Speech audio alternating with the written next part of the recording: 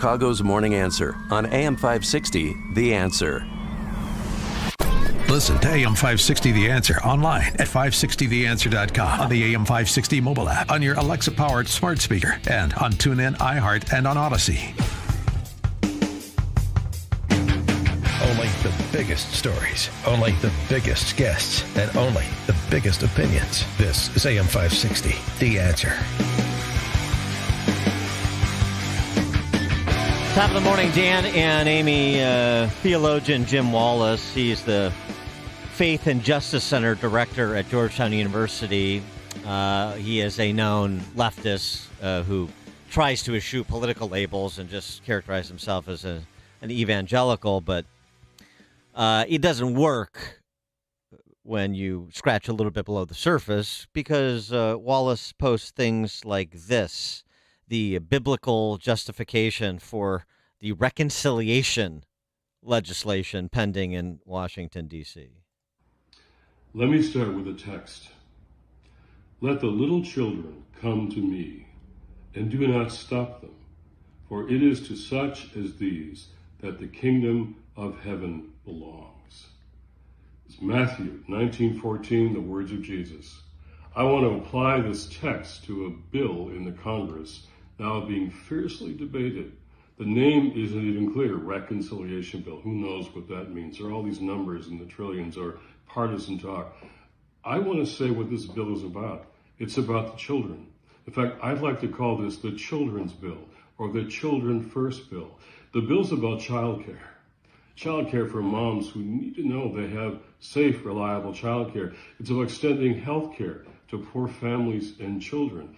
It's about education for the future of children, pre-K, community college. It's about climate change, which is about the future of our children. It has a core thing called the Child Tax Credit, CTC, which is supported by the National Association of Evangelicals, Salvation Army, Catholic bishops, Catholic charities, not leftist groups, all of us, because Catholic it's about bishops? kids. Really? It literally, CTC cuts child poverty in half.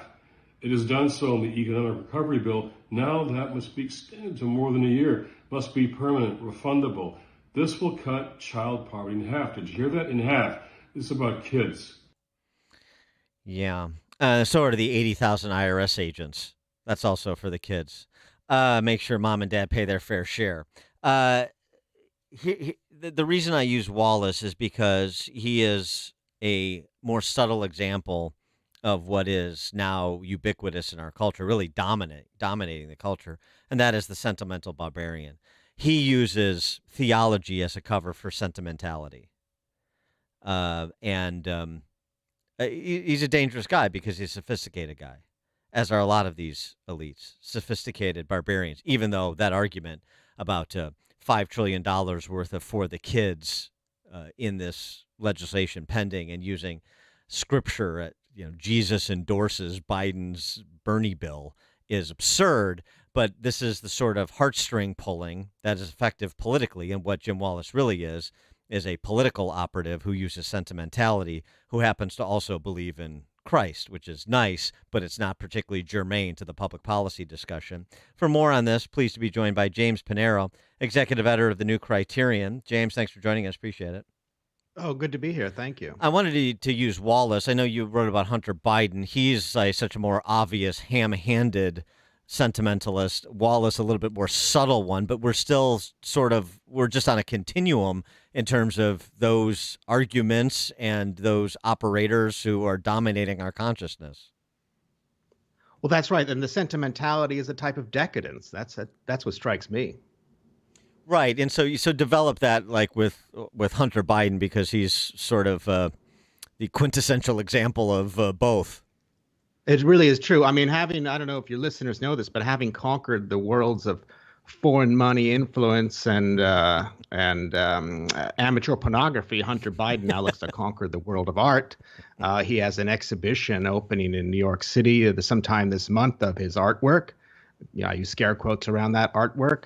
And the artwork is supposed to be selling for up to $500,000 a piece. And then they've restricted that so the public can't know who's buying these fine pieces of art. That's right. That in the interest of full disclosure, we're not going to know who can buy it.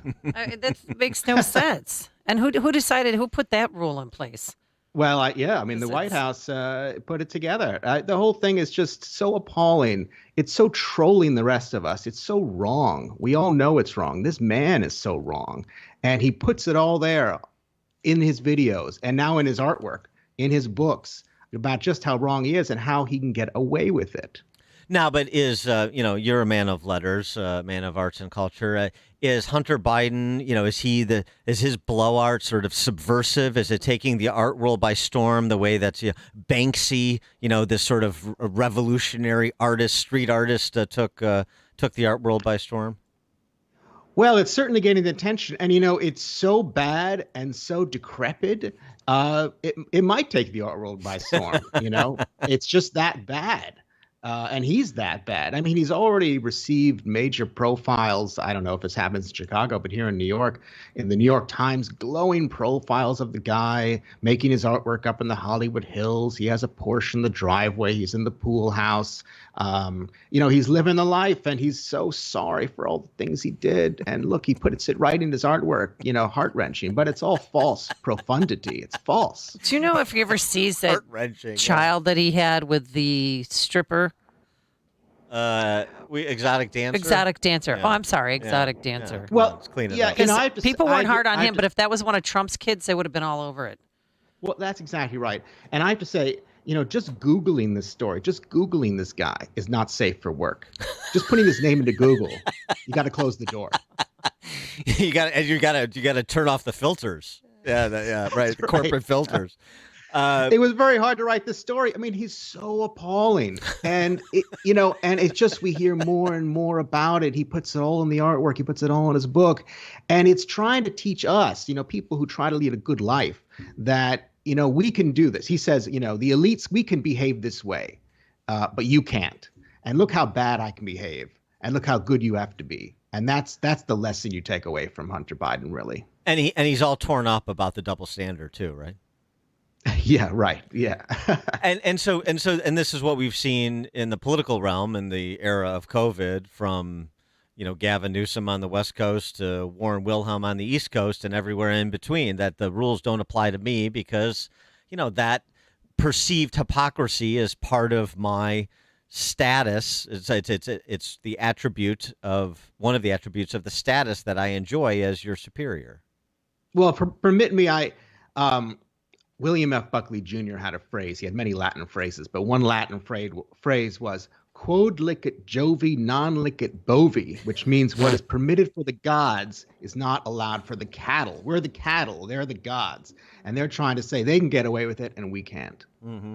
I like this in your piece about Hunter, his talking about his art. He doesn't paint from emotion or feeling because those things are fleeting, ephemeral. He even uses, which is impressive for him. But he's into the enduring values of the condition. James, right?